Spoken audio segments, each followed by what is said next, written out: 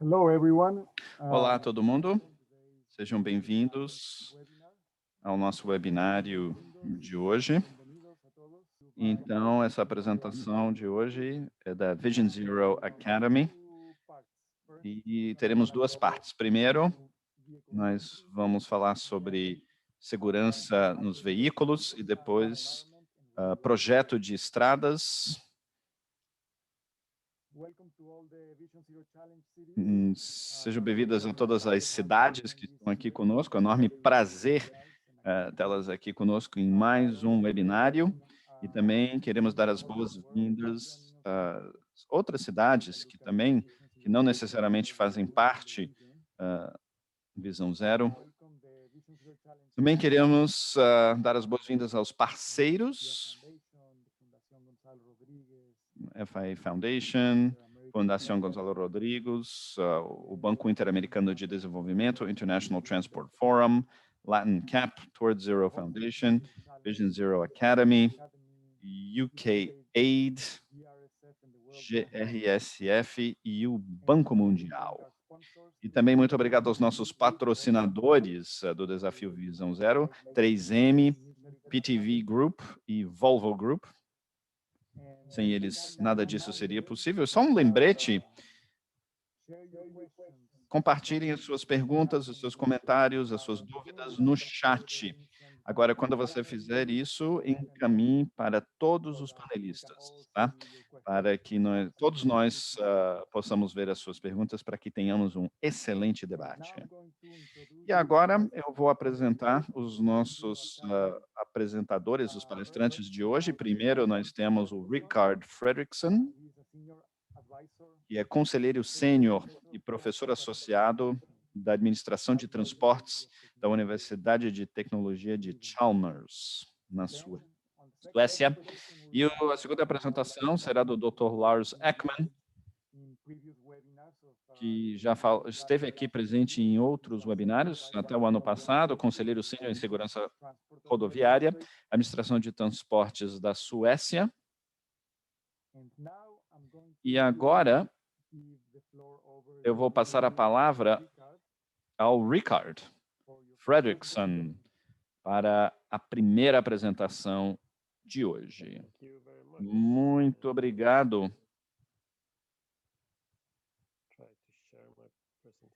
Eu vou tentar compartilhar a minha tela aqui. Vocês estão vendo a minha tela? Tela cheia? Sim? Muito bem. Excelente. Meu nome é Richard Fredrickson. Eu trabalho para a administração de transportes na Suécia, mas também eu sou professor da Universidade de Tecnologia de Chalmers. E eu me concentro muito em segurança veicular. Vehicle Safety System Research and Development. So I will talk automobilística. Então, hoje eu vou falar sobre segurança veicular, né? Como é que está hoje e o que se esperar no futuro.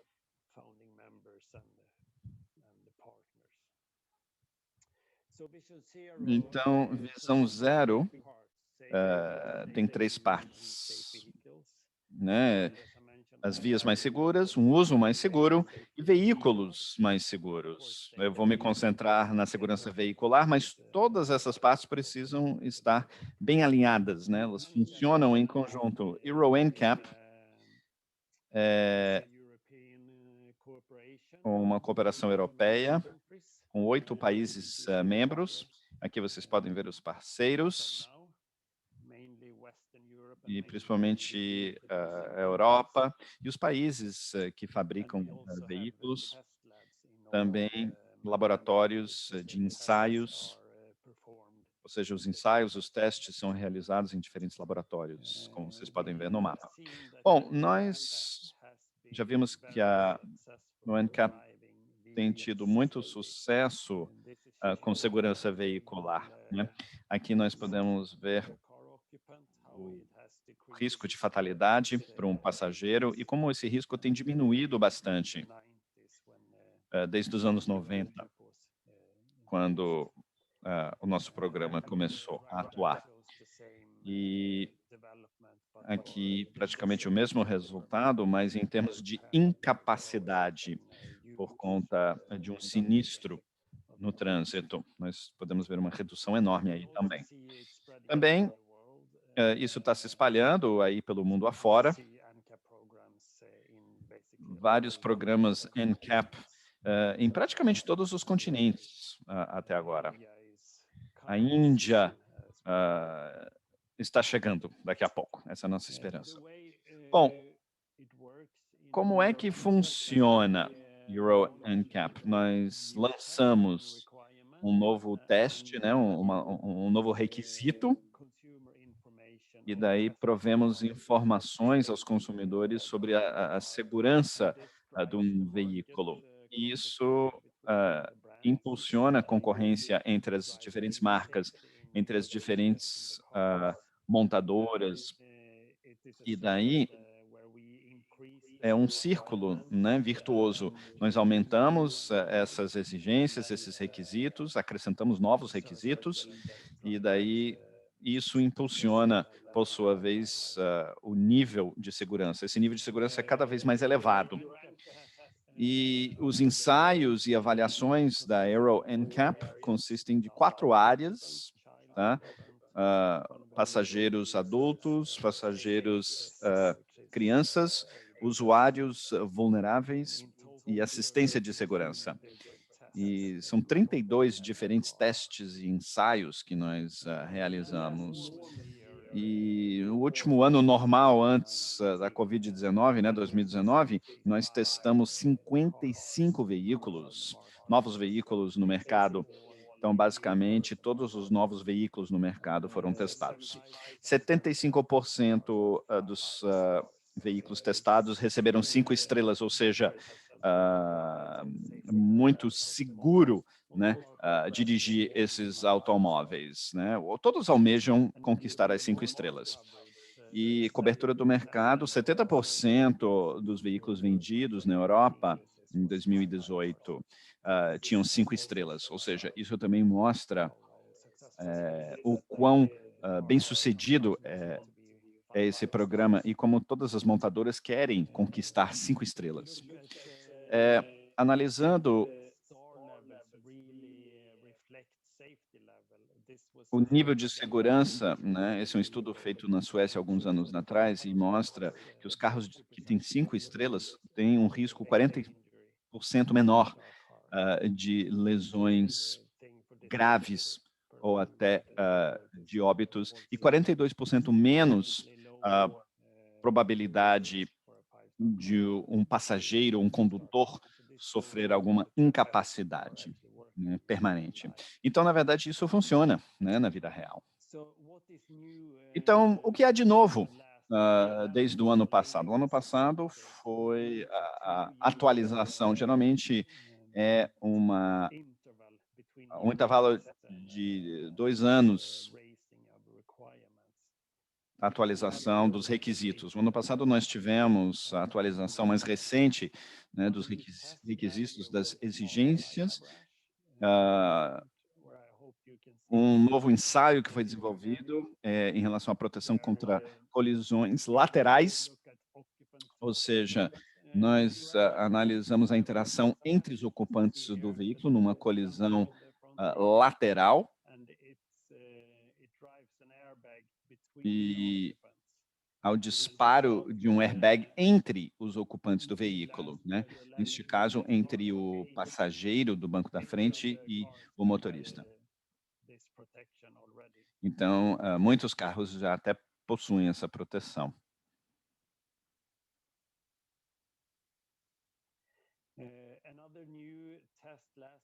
Um outro novo ensaio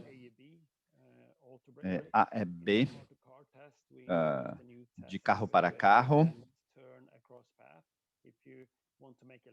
ou seja, numa conversão à esquerda e você não vê um carro, esse sistema não deixa você realizar a conversão para a esquerda.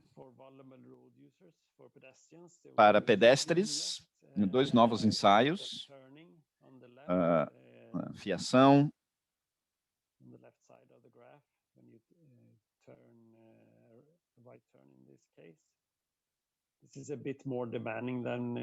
é claro, aqui os requisitos são maiores, e também está invertido, né? Ou seja, numa marcha ré, para não atropelar um pedestre. Uma nova área também, se você tem um sinistro, os socorristas precisam saber onde estão os sistemas de segurança no carro, para poderem retirar os ocupantes de uma forma segura, né? Retirar esses passageiros de uma forma segura do veículo. Então, existe essas informações aqui, essa folha sobre resgate de passageiros, isso para os socorristas, para o SAMU, por exemplo. Então, desta forma, ou até Corpo de Bombeiros, dessa forma, as montadoras precisam desenvolver uma folha de resgate para cada veículo fabricado. Isso aqui faz parte de um aplicativo. Você pode baixar um app da montadora, por exemplo, e ter acesso a essas informações, essa folha de resgate. Esse é um exemplo, tá, para Audi A3. E este ano nós testamos 11 veículos até agora. Nós podemos ver no lado direito aqui vários veículos 5 estrelas. Então, a maioria, né, 5 estrelas. E também é possível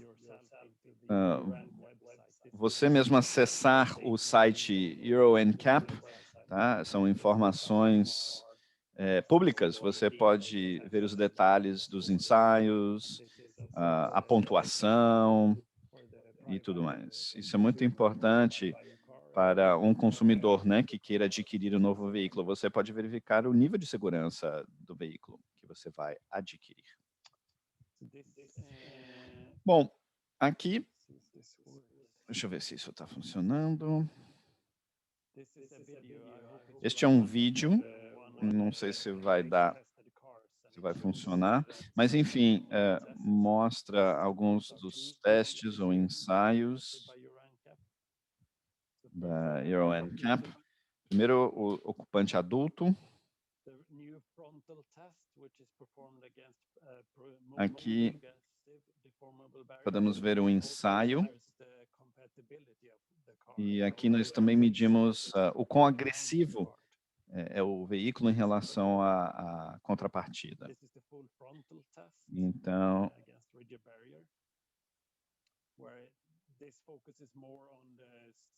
aqui os sistemas de segurança do veículo.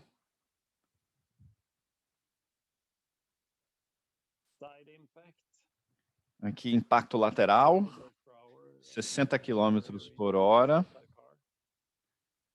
certo?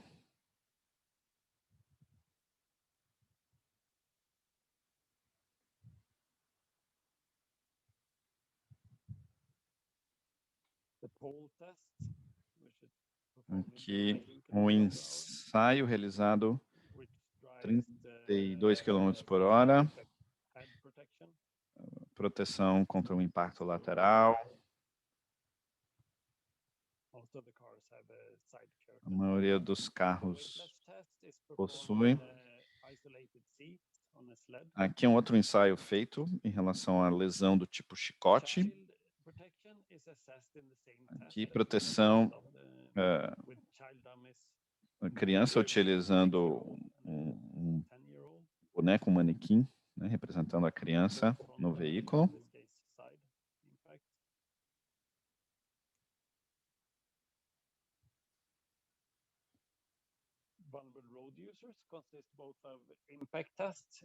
Aqui um outro ensaio de impacto. and finally a low leg form against the bumper. So it's component tests. Outros ensaios. For vulnerable road users, we have different scenarios. Aqui, diferentes cenários. Aqui, um pedestre atravessando a rua à noite.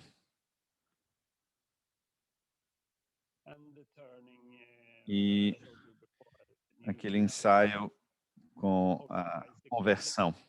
Aqui o uso de ciclistas, isso foi introduzido em 2018, esse é um novo tipo de ensaio também que está sendo realizado. E finalmente, de carro para carro.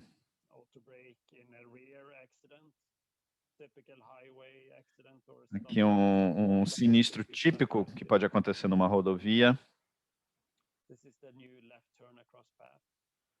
Aqui aquele mesmo ensaio da conversão para a esquerda. Aqui é um sistema que mantém o seu veículo dentro da faixa. Se você deixar a sua faixa, o veículo corrige. E também detecção do acostamento. E aqui quando já tem um veículo ocupando a outra faixa.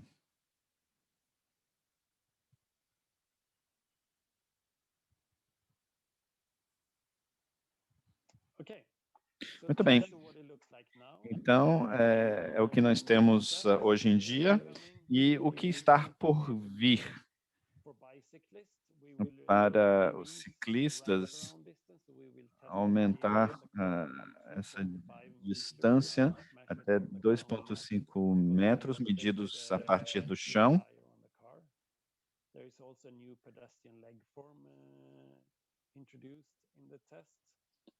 Então, são novos ensaios que reproduzem melhor o corpo humano.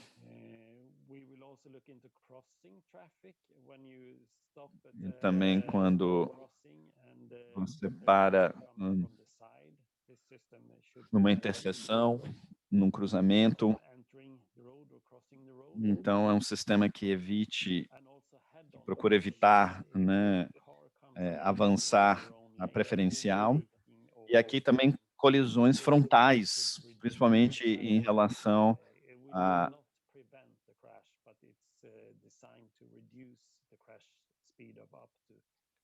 pelo menos esse sistema, ele procura diminuir a velocidade do veículo. Pode não evitar o sinistro, né, o acidente, mas principalmente nas ultrapassagens perigosas. Em relação a ciclistas, tem um novo cenário com abertura de porta. Se você estacionar o seu veículo e de repente abrir a porta, né, e há um ciclista que vem de trás, esse sistema detecta que há um ciclista e não deixa você abrir a porta. Outra coisa também é detecção de presença de crianças. Sabemos que, principalmente nos Estados Unidos, há relatos de muitos sinistros onde os pais deixam a criança dentro do veículo e não percebem que isso pode ser muito perigoso, né? Pode ser quente demais. Esse sistema detecta que há uma criança dentro do veículo e alerta os pais ou o proprietário do veículo. Então, alertam para resgatar a criança, ou pelo menos procura abrir um pouco a janela do carro. Para os veículos de duas rodas, tipo motocicletas, detecção de motocicletas em diferentes cenários, conversão para a esquerda, aqui atravessando a rua, um outro cenário.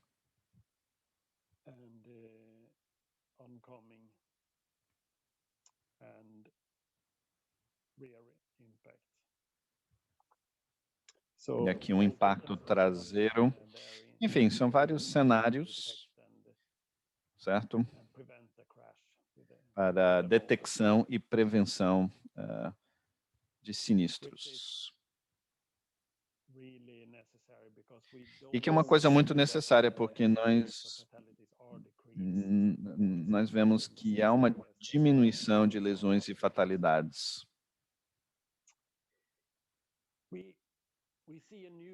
Agora, existe uma nova possibilidade com ensaios virtuais, testes virtuais e modelagem humana, né? Achamos que isso pode ser utilizado nos nossos testes, nos nossos ensaios, utilizando esses modelos, né, humanos. É realmente uma mudança de paradigma, porque daí nós podemos trabalhar com diferentes ângulos, tamanhos, velocidades. Isso é muito limitado hoje em dia, porque você só pode realizar tantos ensaios. E também podemos utilizar critérios mais reais, né? Como lesões cerebrais ou fraturas mais complexas. E hoje em dia é muito difícil fazer isso com esses bonecos ou manequins. Isso também pode ser feito esses ensaios virtuais.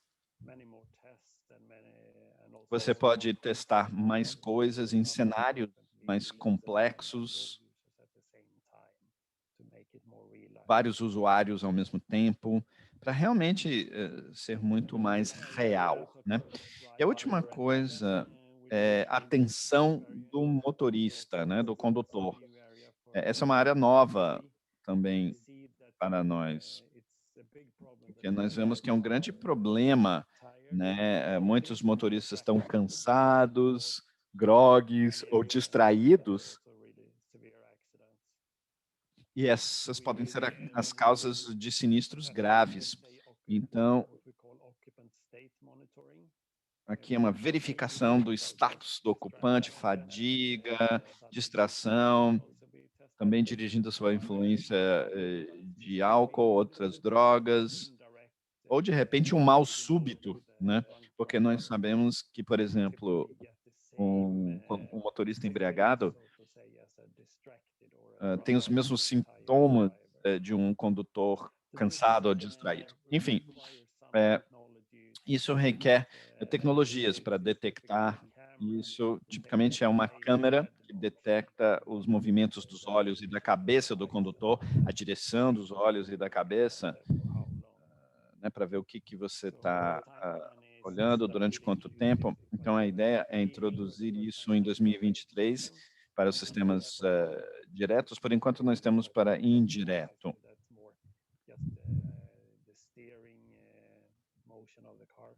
Muito mais os movimentos do volante, etc., mas depois câmeras e sistemas mais diretos. Muito bem, muito obrigado pela sua atenção. E estou aqui para responder suas perguntas, tirar suas dúvidas, mas também vocês podem me mandar um e-mail, tá? Se vocês tiverem mais dúvidas, mais perguntas. Muito obrigado.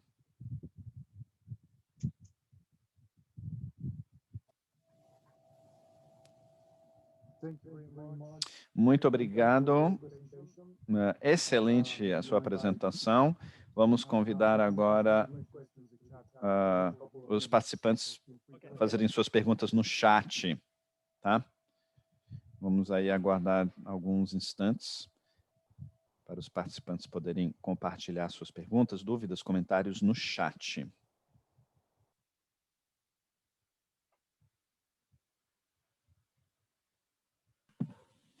Hi, Alejandro. We have a first question in the chat. Sim, nós temos uma primeira pergunta aqui no chat.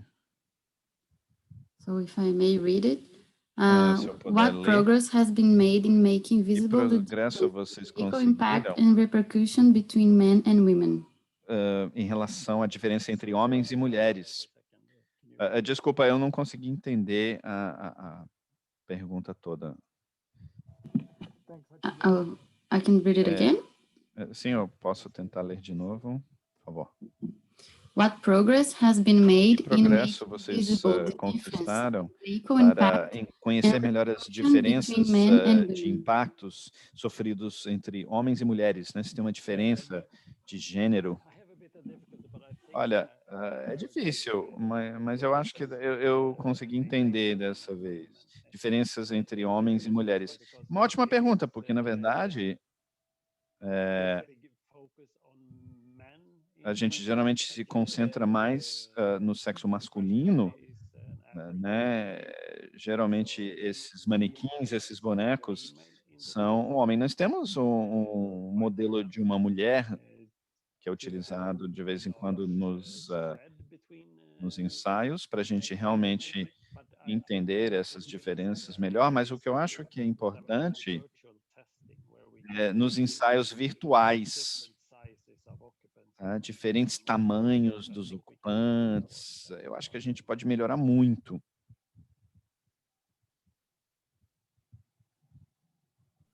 Great, thank you, Ricardo. We Tá have certo, muito another obrigado. question. Nós temos uma outra We'll read it pergunta, here. eu vou ler From the aqui. goal of Vision Zero, what is the state of the art Visão of zero, the application Visão Zero, of qual é o estado da to arte technology in passenger transport vehicles? do uso dessa tecnologia em veículos de passeio? O estado da arte, eu diria, para nós, o NCAP é uma ferramenta importantíssima. Nós utilizamos como um indicador, né, de segurança veicular na Suécia. Nós tivemos essa meta de 80% de aumento do nível de segurança e nós alcançamos isso. Então, quer dizer, é um dos melhores desempenhos que nós tivemos até agora. Então, é assim que nós tentamos melhorar a segurança veicular nesse sentido.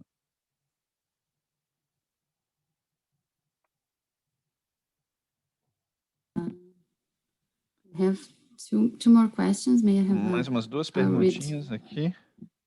There's one. Why impact test has male Por dominance? que esses ensaios são tão dominados por homens, modelos, né, do sexo masculino? Olha, é uma história longa, né? Desde o começo, o primeiro boneco ou manequim era um homem, né?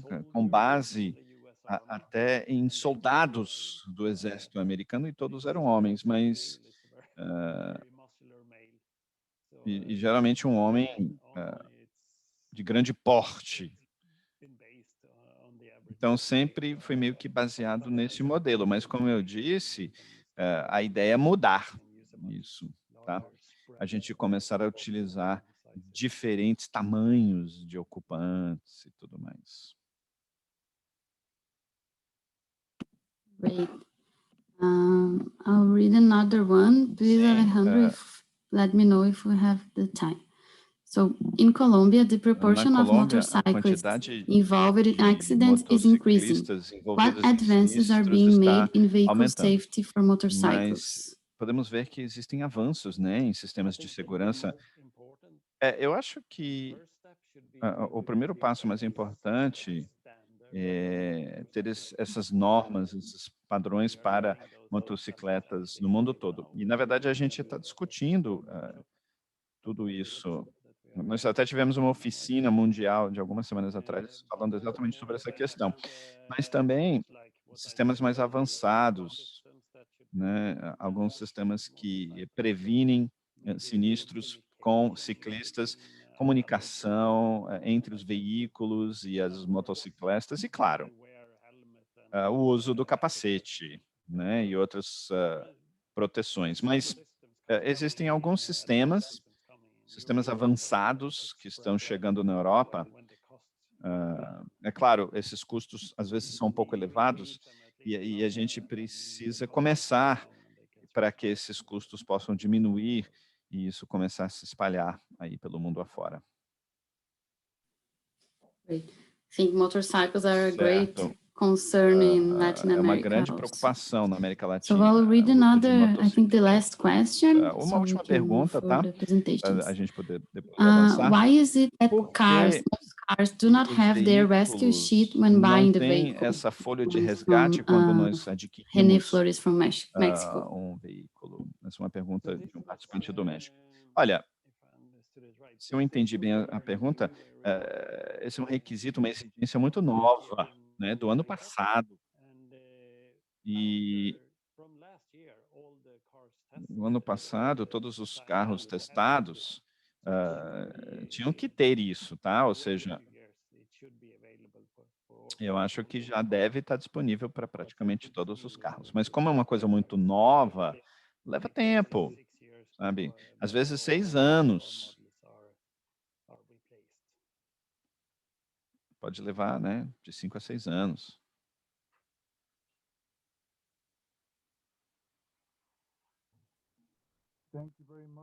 Tá certo, muito obrigado, Ricardo, e todos pelas perguntas. Se vocês tiverem outras perguntas, vocês podem continuar mandando e a gente vai tentar responder posteriormente. Agora, vamos passar a palavra para o Dr. Lars Ekman. Sim, muito obrigado. Eu vou tentar compartilhar aqui a minha tela.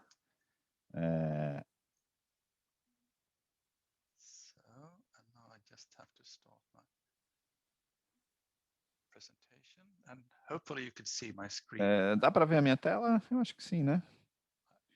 Bom, eu acho que o meu microfone está habilitado. Sim, nós podemos enxergar e podemos também ouvi-lo. Certo, eu vou falar sobre projeto de estradas. Então, o que é interessante aqui é que a via e o veículo e o ser humano devem estar dentro de um equilíbrio. Mas eu vou falar sobre projeto de estradas, projetos viários, certo? Nós planejamos, projetamos, fazemos manutenção dessas estruturas viárias. Mas, enfim,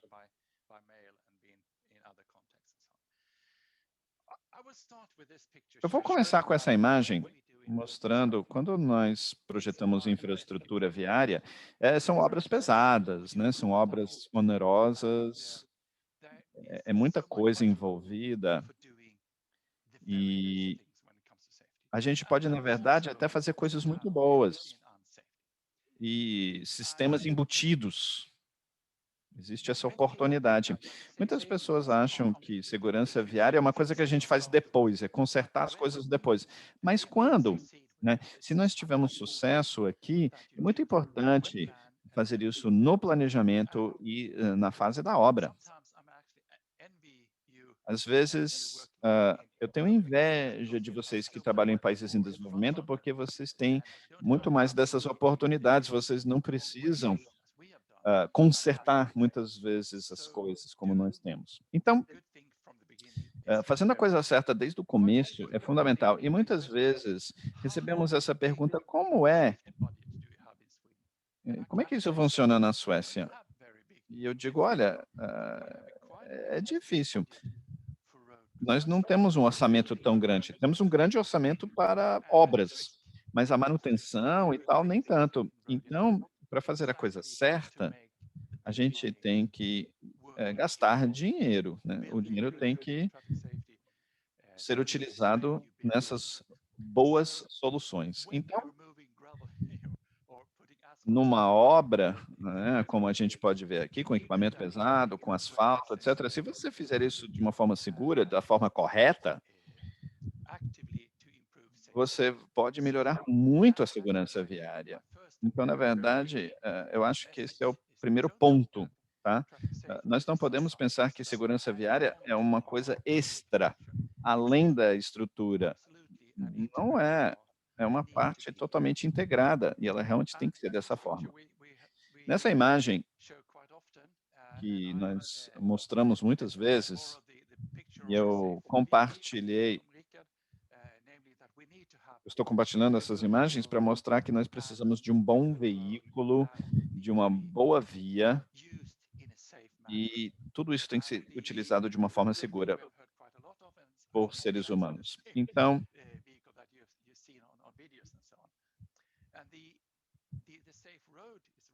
a via segura é representada aqui por essa via com meio fio, separando o fluxo. Então, às vezes, você pode até adquirir uma velocidade rápida, e até pode ser segura. Por exemplo, numa pista de corrida, você pode atingir uma alta velocidade e pode até ser seguro, mas imagina uma pista de corrida onde 50% das pessoas, na metade das pessoas, estão indo na direção oposta. Então, quer dizer, todo mundo indo na mesma direção é uma coisa muito importante, tá? Quando nós pensamos numa infraestrutura mais segura. E nós fazemos isso colocando uma barreira, né, um meio-fio, separando o fluxo. Vemos muito isso em nessas rodovias. Então, se é 2+1 ou 2+2, essa barreira, essa separação no meio, é muito importante para que todo o trânsito vá na mesma direção, eliminando as colisões frontais. Tá? Isso é fundamental. E isso não significa que precisamos de tudo que nós temos numa rodovia. O que é importante é esse meio-fio, essa proteção central. Mas aí, claro, tudo isso tem que ser utilizado de uma forma adequada, da forma correta. Você pode estar dentro de um veículo maravilhoso com o seu cinto de segurança afivelado, mas se você tiver um comportamento arriscado, ou se você não tiver com o seu cinto afivelado, ou se você estiver dirigindo embriagado, tudo pode mudar.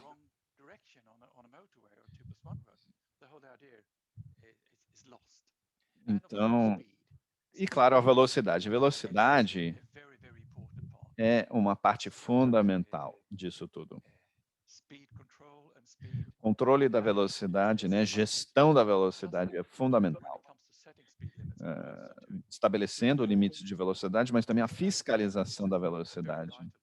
Então, essa é uma parte fundamental. Mas a ideia é que nós temos que juntar essas três coisas. Muitas vezes falamos muito sobre veículos, etc., mas, na verdade, nós temos o mesmo sistema, né, na situação urbana e os usuários vulneráveis, onde nós temos que ter um ambiente seguro, aqui representado por essa travessia elevada, faixa de pedestre elevada, onde a gente pode garantir uma velocidade mais segura e também uma bicicleta segura. Infelizmente, eu não tenho uma boa imagem de uma bicicleta segura, porque segurança das bicicletas é uma coisa meio lenta em relação ao desenvolvimento de veículos mais seguros. A única coisa segura aqui nessa bicicleta é um freio, um sistema de frenagem ABS.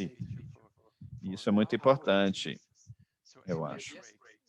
Então, os freios ABS são possíveis numa bicicleta. E eu espero, quando colocarmos uma bateria numa bicicleta elétrica, muitos equipamentos de segurança que nós vemos normais em automóveis podem ser aplicados nas bicicletas também, né?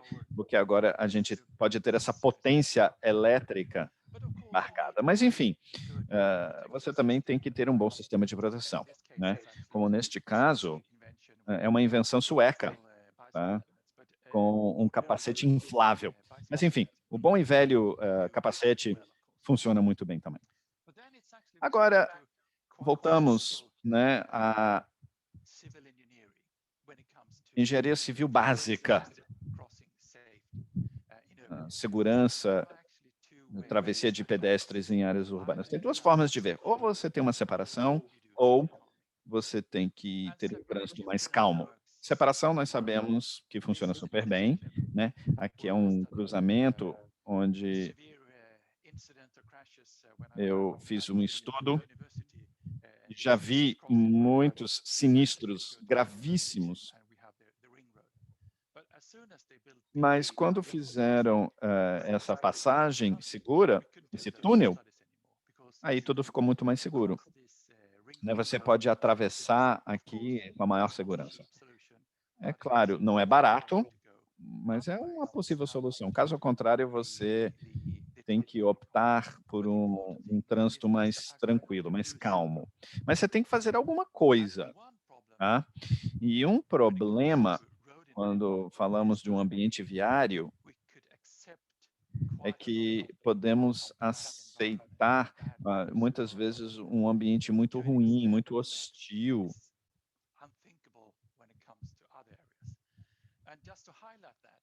E aqui nós podemos ver uma situação bem simples, tá? Onde você tem uma casa com uma varandinha.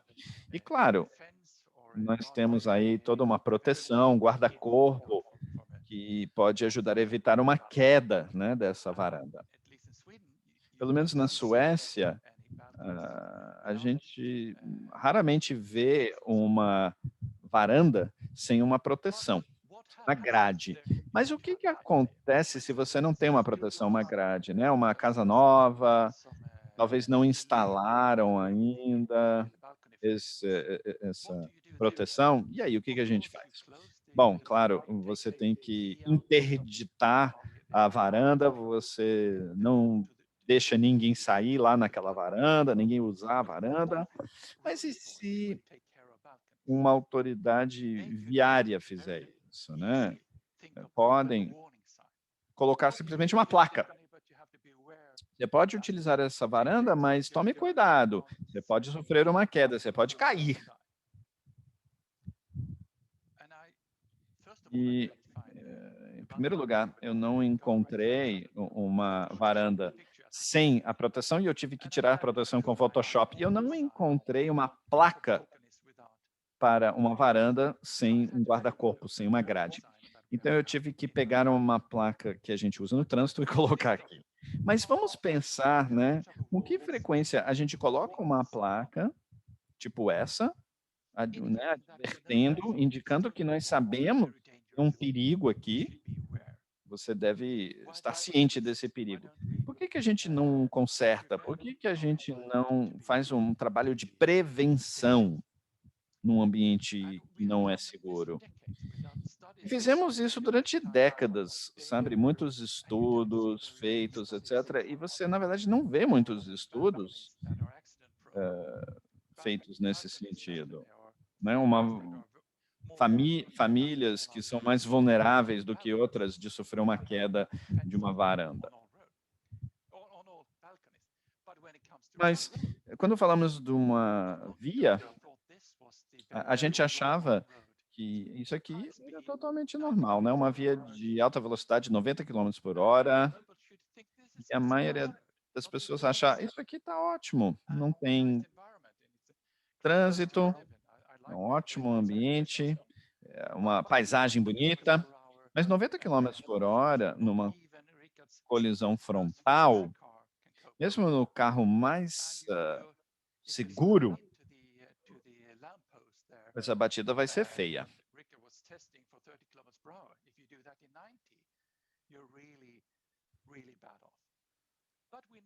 Mas nós sabemos, né, que é possível construir, projetar essa via, sem ocupar mais solo, com um meio-fio, com uma barreira no meio. E agora nós temos uma via muito mais segura. E você pode até aumentar a velocidade, até 100 km/h, se você quiser. E numa situação urbana, tá, eu acho que já ouvimos essa comparação entre o semáforo e uma rotatória, por exemplo, onde numa interseção, num cruzamento controlado por um semáforo, são poucos sinistros, poucas colisões, digamos, mas se acontecer, geralmente é fatal. tá? Se aquela mulher ali, muitas pessoas fazem isso, muitos pedestres tentam burlar o sistema, e se tem um carro que acredita que o sinal está verde e pode vir com alta velocidade, esse tipo de erro pode ser fatal, tá? Onde nesse outro cruzamento aqui, onde nós temos, na verdade, uma rotatória, se há um problema de comunicação e não há todo um sistema de proteção, nessa rotatória, claro, a gente pode amassar o carro, as pessoas podem ficar chateadas, mas normalmente ninguém vai sofrer uma lesão grave e ninguém vai morrer. Então, é aqui onde a visão zero tem essas medidas muito concretas, né? Você tem que procurar eliminar e prevenir lesões e óbitos, e não sinistros, não acidentes, tá? Numa rotatória, você ainda pode ter um sinistro, só que pouquíssimas lesões e, se Deus quiser, fatalidade zero. E como eu já disse, nós sempre trabalhamos com sistemas de proteção, e alguns desses sistemas são muito ruins, são muito perigosos, na verdade, né? Então, não cometa os mesmos erros do passado. Isso aqui é, na verdade, ainda mais perigoso do que ter nada aqui. Do que você, na verdade, cair nessa ribanceira, mesmo se você cair ali embaixo, seria melhor do que você colidir com essa estrutura aqui.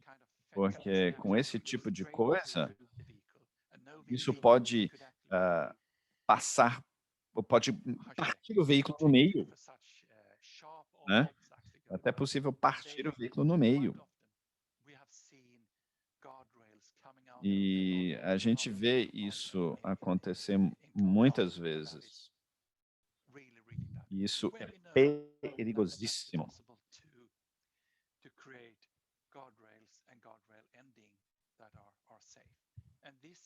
E, por exemplo, aqui é uma solução que não é muito cara e é muito mais segura. Então, a ideia é ter um sistema onde você sempre verifica, e se alguém colidir aqui, o que pode acontecer? Neste caso, né, haverá um certo impacto no veículo, sim, mas não vai ser tão perigoso como a gente já viu anteriormente. E, claro, você tem que encontrar essa agulha no palheiro, né? Não é tão fácil. Então, você tem que ter um bom controle da sua malha viária. Na Suécia, como a gente pode ver aqui, nós temos todo um sistema que verifica a qualidade das nossas rodovias, até com diferentes cores. Verde é muito bom.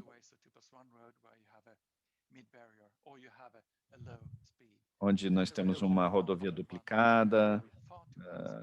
Vermelho é alta velocidade, mas não muito seguro. E também é possível verificar os cruzamentos, as interseções e juntar tudo isso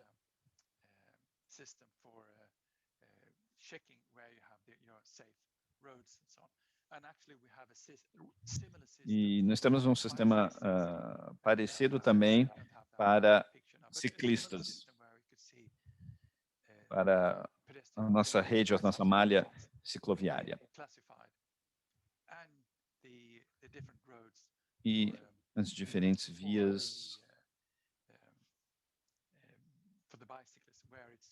para os ciclistas, onde é seguro andar de bicicleta, ou alguns locais onde nós precisamos melhorar a situação. Porque a gente tem que,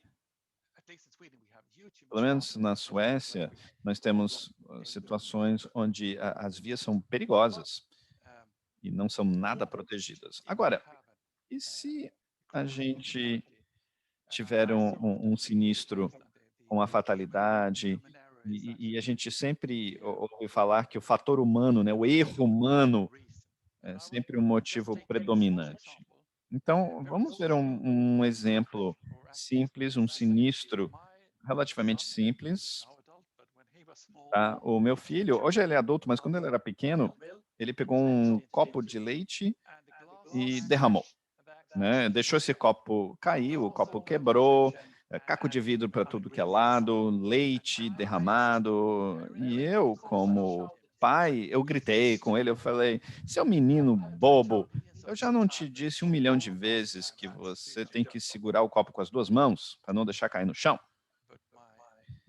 Mas o meu filho disse, a culpa não é minha, quando eu era menor, eu tinha um copo de plástico, quando caía no chão não quebrava, a gente só tinha que limpar o leite, mas não quebrava. Então, na verdade, o problema é o copo ou é o menino? E daí um amigo meu disse, não é culpa dele, não é culpa do copo. O problema é que você tem um piso muito duro, né? Por que não colocar um tapete ou um carpete? Então, o mesmo sinistro, o mesmo acidente pode ser explicado, ou entendido, ou compreendido em 3 formas diferentes. Ou você elimina um menino desastrado, isso é quase impossível, ou um motorista com comportamento arriscado, não sei. Mas, enfim, é muito difícil fazer isso. Ou você pode substituir o vidro por plástico, ou o sistema de proteção. E, então, na verdade, é o mesmo desafio aqui, né?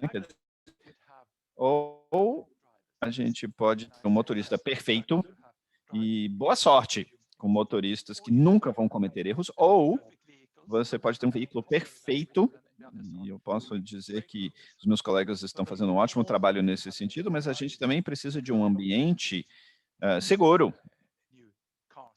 né, para lidar com esses novos veículos, esses condutores e tudo mais. Então, a prevenção de lesões não é uma coisa tão simples, né?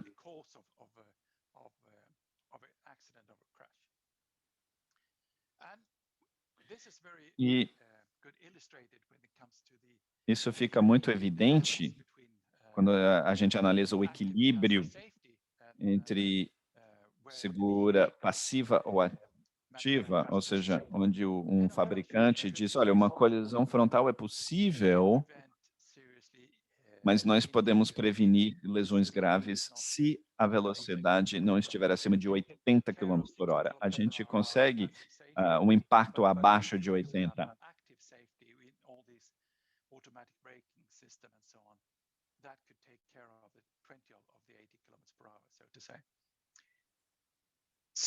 Então, é interessante que a indústria automobilística nos procura dizendo, mas espera aí, você não pode ter uma velocidade acima de 80 numa via, né, onde você tem uma colisão frontal. Sem o meio-fio, a gente não pode ter isso. E nas áreas urbanas, nunca podemos ir acima de 40. E isso supõe que são os veículos mais novos, né? Então, recomendamos uma outra velocidade e é totalmente fora da visão zero, da ideia visão zero, acima de 30 ou 40 km/h, onde você tem usuários vulneráveis. Então, na verdade, voltamos a como é que a gente pode lidar com a infraestrutura. Agora, se o futuro do transporte em áreas urbanas é a mobilidade ativa, como ir a pé ou de bike, que essa é a melhor forma, né, de lidar com a questão de mobilidade em áreas densas, porque é mais saudável, mais eficiente, entre outras coisas. Aí a gente precisa adotar o ambiente viário para se incorporar. E, claro, você tem que ter sistema de proteção adequado e tudo mais. Então, esse é um exemplo, né, onde nós podemos ver os ciclistas utilizando os seus capacetes e tudo mais. Aqui é uma via de baixa velocidade. Então, a velocidade deve estar de acordo com o uso daquela via. E, claro, existe uma diferença, por exemplo, se você quer menos veículos,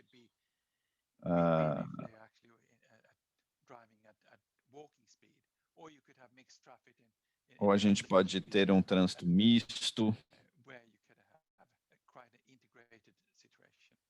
em uma situação integrada, mas nunca acima de 40 km por hora, se nós queremos realmente uma boa segurança. E já fizemos alguns experimentos, né, onde nós colocamos ciclistas como uma alta prioridade. Aqui de Rothenburg,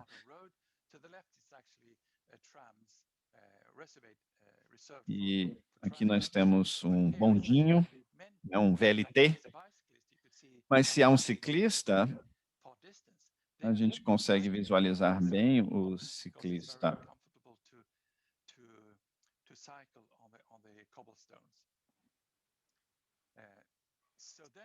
Então, essa é a forma de colocar os ciclistas no meio e os carros precisam ir atrás. Então, essa é uma forma, né, de trabalhar com o ciclista e não colocar o ciclista entre o veículo, né, o automóvel e a calçada. Enfim, é possível ter uma mudança aqui, né, onde você coloca o usuário vulnerável como a sua mais alta prioridade. E falando sobre usuários vulneráveis, eu fiz o meu PhD em faixas de pedestre. Faixa de pedestre é um exemplo excelente, porque os políticos acham que só pintando ali uma faixa de pedestre você resolve o problema. Na minha pesquisa, eu vi que o risco para os pedestres pode ser elevadíssimo.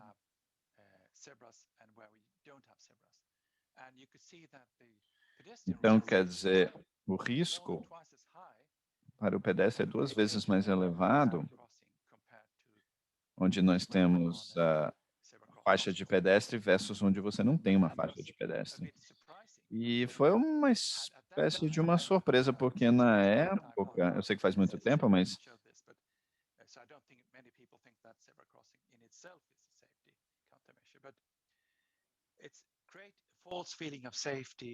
é muito importante para a segurança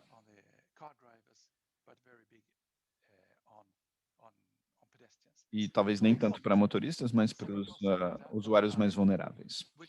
Então, aqui era sempre a mensagem para os pedestres, né? Aqui nós temos uma faixa segura, perfeito para você, pedestre. Está tudo ótimo, né?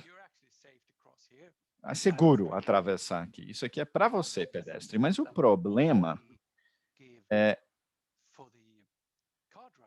o que nós damos para os motoristas no mesmo local é uma via de alta velocidade, onde onde as travessias, as faixas de pedestres são poucas e bem estreitinhas. Então é muito difícil culpar o motorista aqui que está indo numa alta velocidade. Agora, voltando a essa situação, a gente pode ver a mesma coisa, só que aqui nós temos a impressão de que é um local muito seguro, onde aqui a mensagem é que talvez não é tão seguro assim. Enfim. Eu acho que a coisa mais importante é fazer algo sobre o trânsito perigoso, né, os veículos, os carros. Então, uma lombada, né, uma lombada é uma das melhores soluções para cuidar da velocidade. Se você tem uma baixa velocidade, você consegue lidar com essa ideia, né, de quem tem a prioridade. Agora, se a velocidade for baixa, os motoristas geralmente dão a prioridade ao pedestre. Tá? Então, é uma solução relativamente simples, né? Diminuindo a velocidade, a forma mais simples é elevando a faixa de pedestre, né? Como se fosse uma grande lombada. E eu diria que essa é uma das melhores medidas que eu já vi nesses últimos tempos. E se nós queremos criar um ambiente onde até os usuários mais vulneráveis podem ter uma excelente qualidade de vida, jovens ou idosos, né? E é muito legal lembrar de uma época que dava para andar tranquilo pela rua sem se preocupar com a pandemia, né, com o Covid-19, mas enfim, esse é o tipo de situação que nós geralmente queremos para o ambiente urbano. As pessoas podem ter dificuldade, mas podem sobreviver, né, no ambiente. Então, o ambiente viário é uma região muito importante, uma área muito importante para a segurança viária. Então, tem muito que nós podemos fazer, sabe, que faz uma diferença enorme. Mesmo se é meio complicado fazer, mas melhorando a infraestrutura, isso pode durar décadas. Então, quer dizer, é muito importante, e quanto mais cedo nós fazemos a coisa certa, melhor fica. Então, essa é a minha contribuição em relação à infraestrutura viária e o seu papel na segurança viária. E eu acho que é muito, muito importante, né, perceber que a parte da infraestrutura é fundamental se nós queremos ter zero fatalidades e zero lesões graves no trânsito. Muito obrigado. Eu estou aqui para responder suas perguntas, tirar suas dúvidas, etc. Tá certo? Muito obrigado, Lars. Uma excelente apresentação, bastante didática. Então, se vocês tiverem comentários, perguntas sobre essa apresentação, fiquem à vontade. Estamos com o chat aberto e funcionando. E se vocês tiverem outras perguntas, né, sobre a primeira apresentação, a última apresentação, a gente também pode incluir aqui. Eu vi uma coisa, uma pergunta, o material utilizado no meio-fio, né, na proteção de aço, de concreto.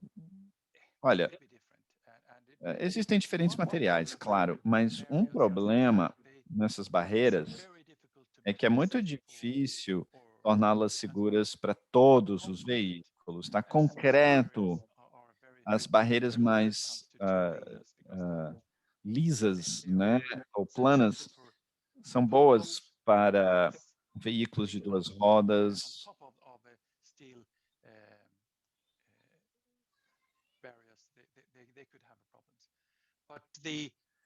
Mas, como é que eu posso dizer?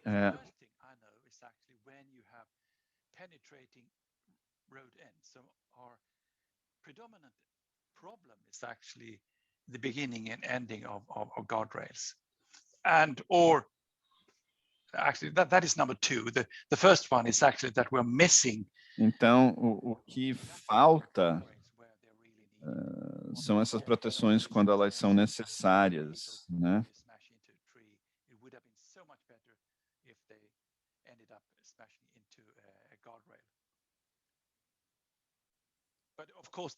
Mas, claro, não existe uma única solução. Existem diferentes proteções, diferentes materiais, muitas opções para o meio-fio. Tá certo, muito obrigada. Nós temos outra pergunta. como podemos mensurar o risco do pedestre? Olha, parece que eu paguei alguém para fazer essa pergunta, mas espera aí. Porque o meu PhD, minha tese de PhD, era exatamente isso, sobre isso. É difícil, tá? Não é uma coisa fácil. E, normalmente, nós temos poucas informações sobre a exposição dos ciclistas e pedestres. E o que é muito triste, bom, a minha tese não está na internet, mas talvez, se eu tiver tempo, né, nas férias de verão, eu vou escanear e colocar online. Mas, enfim, eu posso compartilhar individualmente, se alguém tiver interesse. Como comparar locais que têm muitos pedestres e locais onde nós temos menos fluxo de pedestres, tá? É nesse sentido. Tá certo, obrigada. Someone just asked that if your doctoral thesis is available in an online version to review. No, it's Não existe uma versão online. O resumo sim, o abstract sim, mas a tese não. Mas eu quero disponibilizá-la online e farei em breve. Sim, nós vamos citar a sua tese. Isso seria legal. Eu não ganho dinheiro com isso, tá? Mas sim, seria legal. Acho que seria interessante. Tá certo, obrigado.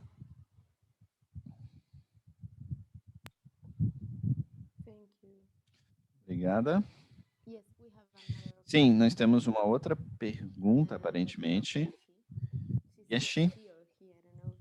Eu não sei se é um homem ou mulher, mas eu gostei dessa história do menino derramando o leite no chão, né? Onde nós culpamos a vítima ou o sistema todo assume a responsabilidade. Olha, as pessoas, sabe, dizem muito, é sempre a culpa do motorista ou usuário que é burro. Mas é muito difícil ter tudo perfeito, né? Condutores perfeitos, etc. A maioria de nós é pai ou mãe, e a gente sabe a dificuldade, né? Você tem que educar, mas sabe, quando a gente fala das consequências ruins, quer dizer, você não falaria, né? Você não ia dizer para o seu próprio filho ou sua própria filha, olha, eu disse que você tem que fazer a coisa certa, né? Quer dizer, é claro que você pode segurar a mão, dar todo aquele carinho, tudo, mas a gente sabe que é difícil. Temos uma outra pergunta. What do you consider to be the best design for school zones, school environments? Yeah. Num ambiente escolar, por exemplo, olha, eu acho que a lombada ou assegurando uma baixa velocidade, eu acho que é a coisa mais importante, tá? Próximo a uma escola, por exemplo. Então, quer dizer, de uma certa forma, você pode contar com um bom juízo, né, das crianças, mas as consequências não podem ser fatais, né? A gente tem que trabalhar com velocidade mais baixa. E se nós temos um ambiente onde você não vai ir acima de 30 por hora, aí é possível ter um carro que possa lidar com essas consequências, sei lá, se você tem alguma distração, você não vê a criança. A 60 km por hora, por exemplo, já é mais difícil, né? A coisa já começa a complicar. Sim, obrigada. Nós temos uma outra pergunta. Você considera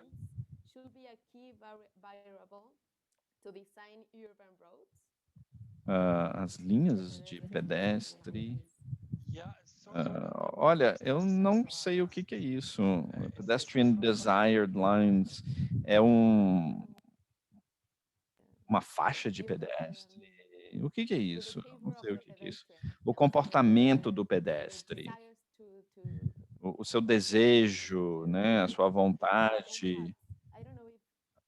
De talvez pegar um atalho. Olha, eu não sei, sabe, mas falando de pedestre, a questão número 1, eu acho, é uma velocidade mais tranquila. Isso pode ser por um veículo de 4 rodas, de 2 rodas, o que você quiser. Eu acho que a velocidade é a coisa mais importante, sabe? Não sei exatamente. Sim, uma espécie de um atalho, né? Eu entendo. Isso é algo. A gente sabe que o caminho mais curto é importante para o pedestre muitas vezes, né? Se você cria uma passagem segura, mas que vai desviar muito o pedestre do seu caminho, não vai funcionar, sabe? Tipo, passarelas são complicadas. Se o desvio é muito grande, as pessoas não utilizam.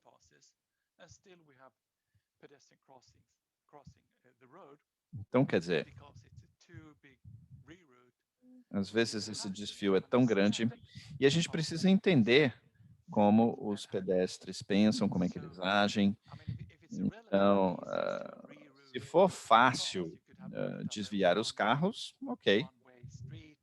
Você pode fechar uma rua ou uma única, mas desviar pedestres é uma coisa mais complicada. Quer dizer, a gente tem que tomar cuidado com esse tipo de abordagem, com esse tipo de solução, tá? E a gente precisa entender, claro, que pedestres e ciclistas são difíceis da gente desviar, né? De desviar o caminho deles. Eu não sei se eu respondi bem a pergunta. Sim, eu acho que ficou bem claro. Tá certo, obrigado. Temos outra pergunta para o Ricardo.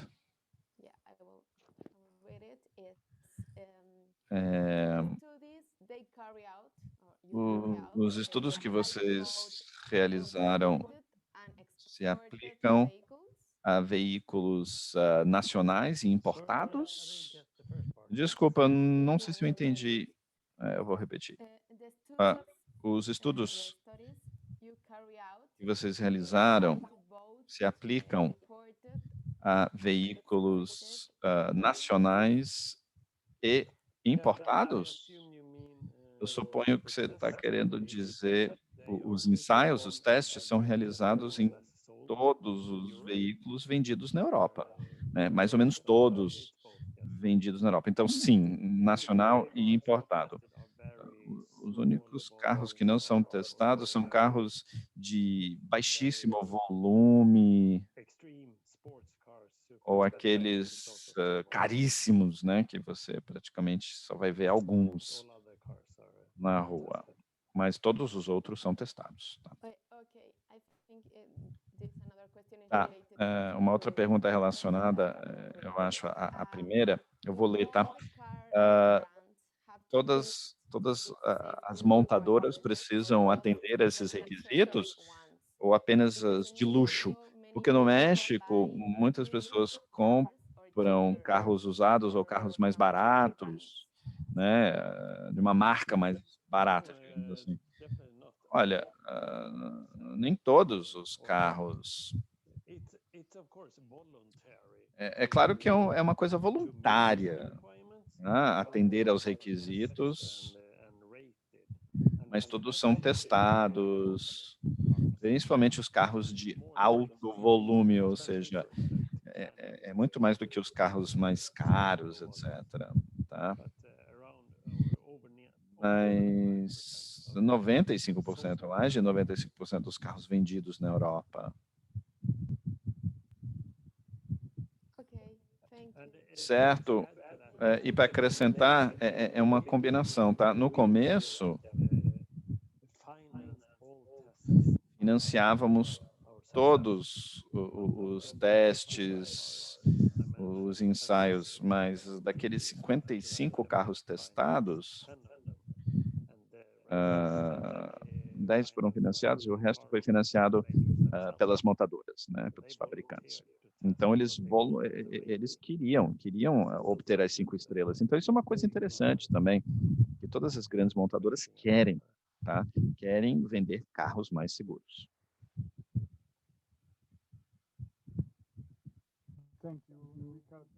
Obrigado, Ricardo. Eu tenho uma pergunta bem rápida para você. Eu lembro que você falou, testando segurança para ciclistas e pedestres.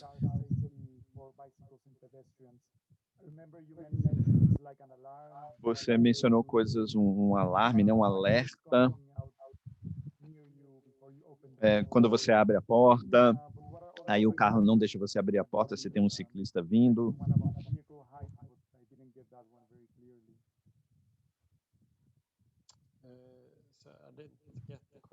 Olha, eu não sei se eu entendi a pergunta, mas quais fatores? Quais fatores no veículo, no projeto do veículo, faz com que ele seja mais seguro? Ah, tá. Tem duas coisas aí na segurança. Parcialmente a geometria do carro, né? A forma do carro, mas eu acho que um dos fatores mais importantes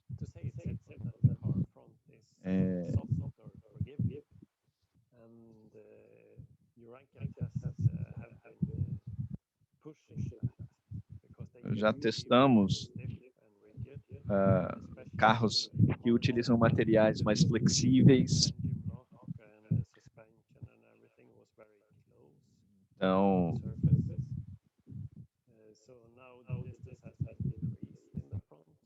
essas coisas estão mudando.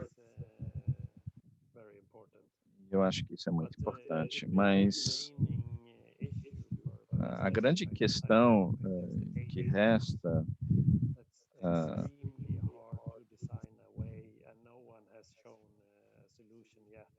algumas soluções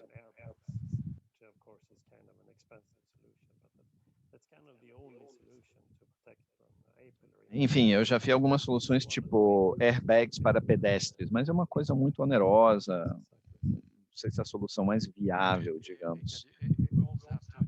A gente também precisa levar em consideração a velocidade inicial.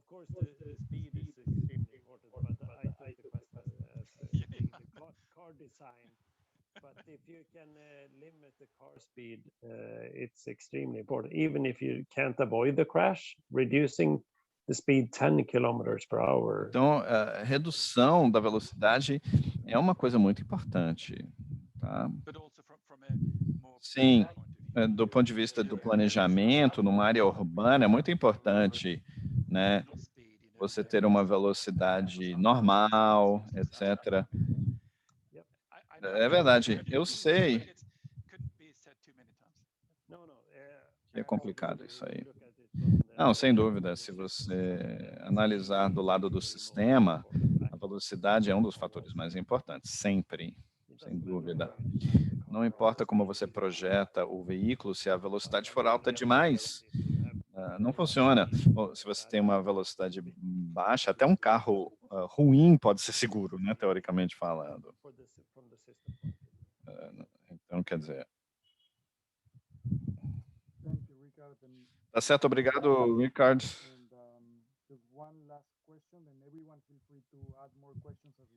Claro, se vocês tiverem outras perguntas, por favor, continuem mandando, que a gente vai respondendo. Mas, Lars, você mostrou aquele gráfico, né? Diferentes configurações de faixas de pedestre.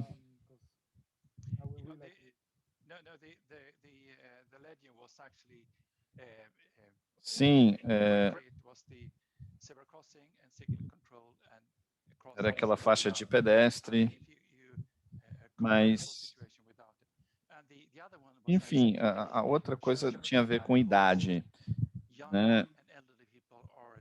Jovens e idosos têm o risco mais elevado. Então, a gente tem essa tendência de excluir os mais vulneráveis, os mais fracos. Mas a gente não pode fazer isso. Na verdade, a gente tem que levar em consideração crianças, idosos, eles utilizam faixas de pedestre também. Então, quer dizer...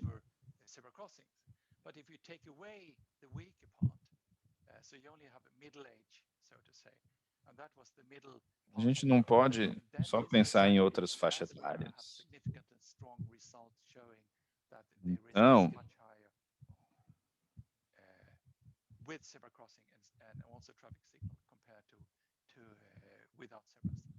So that was actually showing the expected thing that it's higher risk for children and elderly, but taking away that, so then the zebra crossing was not a good safety countermeasure.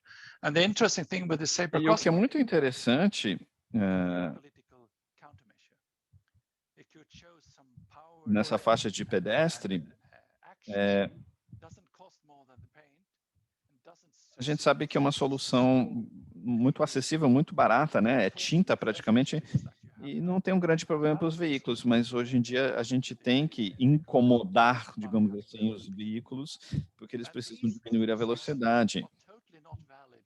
E esses resultados não são válidos, quer dizer, não existem quando você diminui a velocidade colocando uma lombada. Aí não tem nenhum problema, né? Ou uma faixa elevada. Então, quer dizer, você ainda pode ter as faixas de pedestre, isso é ótimo, mas você tem que assegurar que a velocidade seja baixa. Então, nos requisitos, por exemplo, a gente tem que reduzir a velocidade, né, com o uso de uma lombada, por exemplo.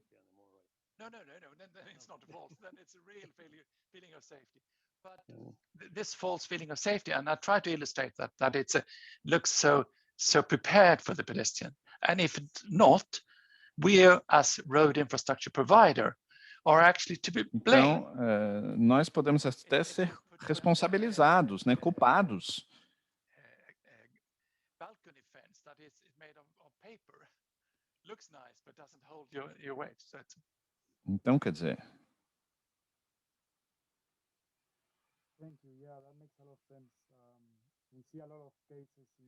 existem muitos casos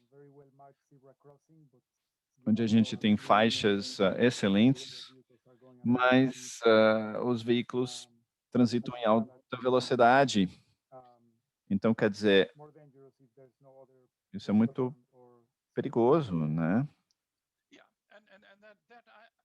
É, it's on the border of being, how should I, almost criminal, I should say. I mean, isso é até meio criminoso, né? Quer dizer, é que nem você construir uma casa com varandas sem uma proteção, né? Sem uma grade. Eu estou vendo no chat algo sobre lombadas e transporte público, mas claro, eu não mostrei, mas existem exemplos dessas medidas que são mais amigáveis ao transporte público, né? A ônibus, etc. E existe... É claro que uma colisão com ônibus em alta velocidade é uma coisa quase que fatal, mas a gente tem que pensar em velocidades mais baixas, velocidades menores.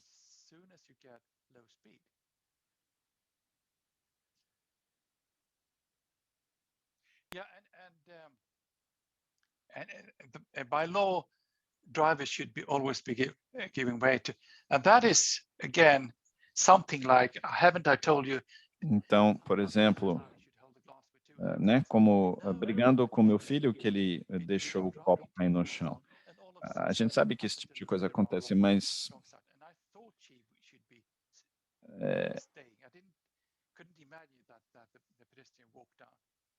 doesn't help because it's a pedestrian that gets the injury.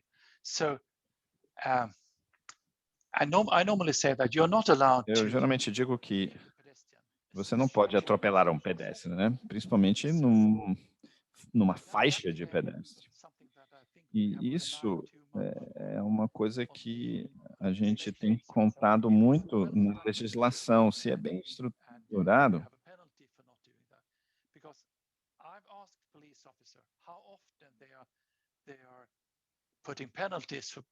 Né? Eu até pergunto para os policiais, o que você faz quando o carro não para numa faixa de pedestre? Olha, é muito difícil fiscalizar esse tipo de coisa, mas se você é um motorista,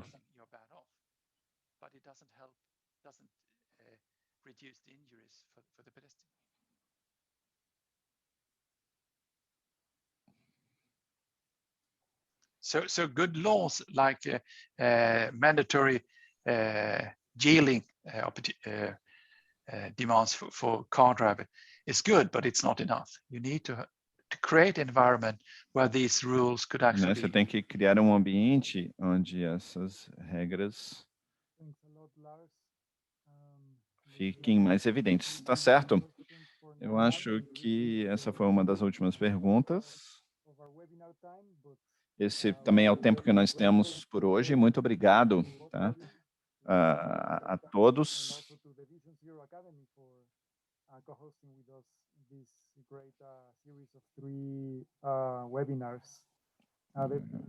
Então, essa encerra uma série de 3 webinários.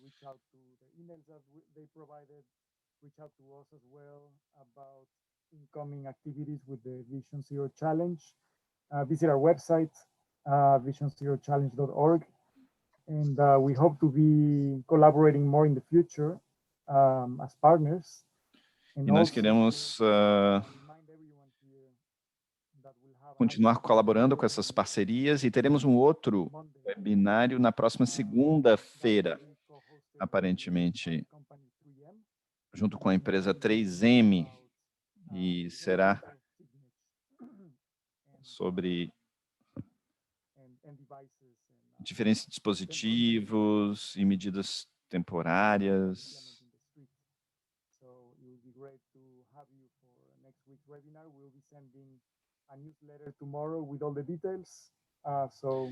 Então, vocês vão continuando recebendo os nossos materiais. Tomara que todo mundo tenha um ótimo dia. Muito obrigado por esse maravilhoso debate. Muito obrigado, eu me diverti, eu adorei. Muito obrigado.